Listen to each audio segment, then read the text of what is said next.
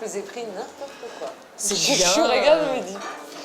Je sais pas bien ce que je C'est fais. pas mal. 2 ou 3 où c'est plus proche du zapping que... Prêt, quoi. C'est bon?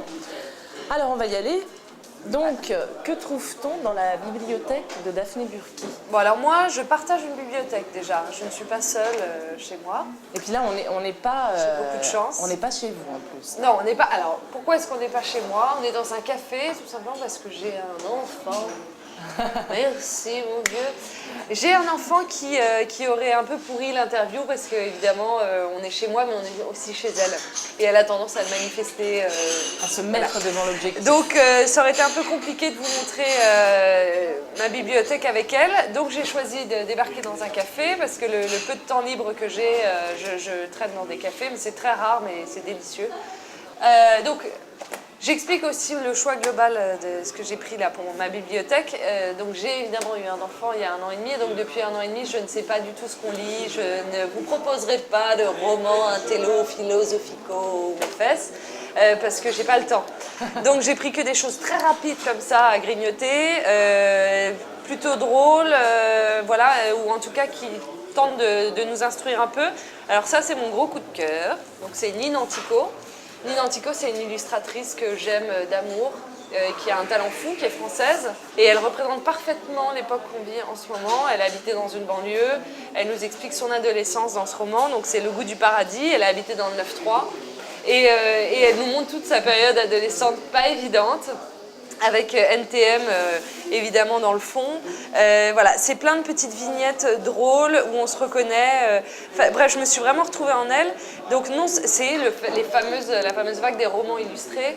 Mais celui-là, il m'a vraiment plu parce que son dessin me touche particulièrement, que c'est une époque que j'ai vécue, les années 90 qui sont les années les plus pauvres en matière de culture, hein, on va être honnête. On n'a pas eu ce qu'il y a eu de meilleur en musique, ni en télé. Et pourtant, elle, finalement, elle me réconcilie avec les années 90, donc merci Nine. Et alors, je vois là, comme ça, petite aubergine dans un autre registre. Bah oui, on parlait de ma fille. Donc, alors là, c'est un conseil de mère au papa et aux mamans. Hein. Coup de cœur, parce que je partage ma bibliothèque avec ma fille. Donc moi, j'ai le milieu, mon mec a le haut et ma fille a tout le bas de la bibliothèque. C'est par taille? C'est par taille, évidemment. Donc, j'ai galéré comme tous les parents à lui faire manger des légumes. Et j'ai acheté cette petite collection, petits radis, petites fraises et petites aubergines. Ça tient en 4 pages chacun. Et c'est hyper efficace parce que c'est drôle, voilà, c'est très très bien fait. C'est très chouette voilà, pour les Que enfants. trouve-t-on d'autre? Mon dernier coup de cœur en matière des BD, mon coup de cœur, ils ont quand même quelques années. Le cœur a ses raisons. Je ne sais pas si vous connaissez. Non. Bon, alors ça c'est du couscous royal. Ça, c'est un truc, ça se mange sans fin, tu vois. C'est une parodie des Feux de l'amour canadienne. Bon, déjà, tout est dit. Déjà, ouais. Ils sont complètement tarés. Ça, c'est la saison 3 qui vient de sortir en DVD. Chaque comédien a au moins 2 personnages. C'est Faites l'étoile, c'est ça? Faites l'étoile. Voilà, je connais. Bon, c'est très drôle. Il faut passer un extrait. Je sais pas, il faut vous débrouiller, mais il faut mettre un extrait parce que c'est complètement dingue. Ça fait rire tout le monde. En fait, j'avais pas vu un truc aussi fort depuis Les Nuls. Voilà. Il y a de la photo aussi un peu. Il y a de la photo. Bon, un photographe que j'aime beaucoup, Martine Parr. Ce livre dont on n'a pas beaucoup parlé. Et voilà, typiquement, j'ai pas trop le temps de lire en ce moment, mais quelque part, ça nous rattache à l'actualité, ce genre de livre de photos. Donc, Martine Parr, Petite Planète, il a fait toute une série de photos sur le voyage low cost, en fait. Ça représente très très bien notre civilisation de surconsommation. Alors, je suis une enfant de la conso, je l'assume complètement, mais vu dans l'œil de Martine Parr, c'est forcément drôle. Délicieux. Ouais. C'est drôle. Voilà. Une autre petite BD, je l'ai découverte tard aussi, hein, mais voilà, j'assume. No Sex in New York. Voilà, j'ai découvert la BD très tardivement, mais ce genre de BD, voilà, toutes les mains. Alors, c'est pas pour les enfants. Hein. Non. Ça parle d'un journaliste un peu en loose à New York, et quelquefois je me reconnais, la journaliste un peu en loose à Paris. Là, un magazine. Ouais. Frédéric Magazine, ça c'est le numéro 3, je ne sais pas si vous connaissez. C'est le magazine de référence pour tous les dessinateurs. Moi, je suis une passionnée de dessin et du dessin indépendant, ce qu'on appelle l'indie draw. C'est toute la jeune scène graphiste contemporaine. Et pourquoi c'est intéressant? Parce que, en fait, c'est encore un témoignage de l'époque qu'on vit en ce moment. Donc, Frédéric Magazine, un collectif à suivre. Et voilà, c'est un bel objet. Si on ne peut pas s'offrir les dessins, parce que ça commence à être coté maintenant, de pouvoir s'offrir un dessin, ça tourne autour des 400 jusqu'à je sais pas combien de milliers d'euros. Au moins, on peut s'offrir le magazine. Voilà. Et alors ça, c'était un petit coup de cœur que j'ai eu l'année dernière. Ça s'appelle Burqa. C'est des illustrations voilà, de Simona Bassano di Tufilo, voilà, que je dise pas de bêtises. Je te disais justement le fameux 2 en 1, c'est-à-dire de se divertir mais en même temps de s'instruire. Là, ça nous explique ce qui se passe à Kaboul et de façon très drôle. C'est-à-dire qu'on passe de quelque chose de très comique à quelque chose de très grave.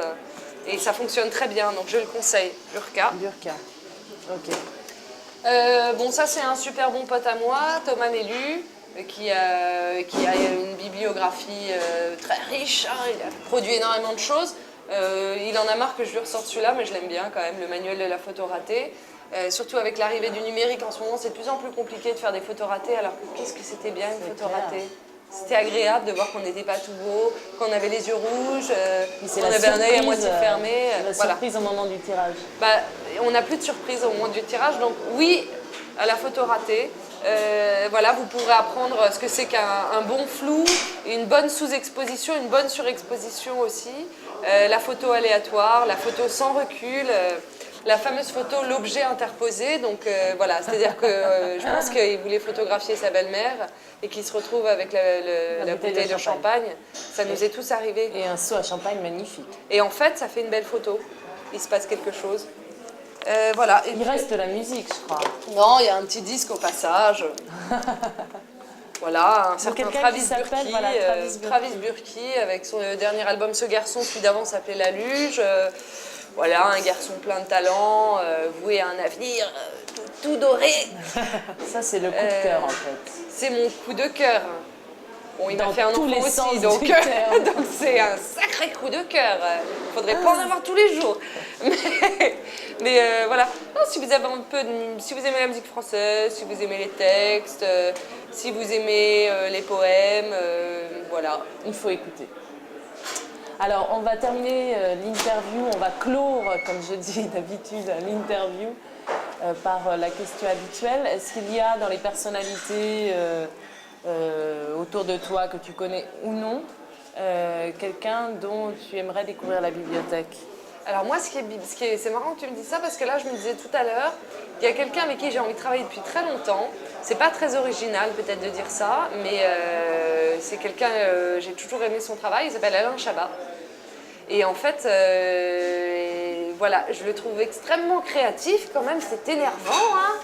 Et donc j'allais postuler, je sais pas comment je vais me débrouiller pour travailler pour lui, je vais lui passer une petite annonce et ça m'intéresserait de savoir ce qu'il y a on va déjà essayer dans sa bibliothèque. Une annonce peut-être d'ailleurs.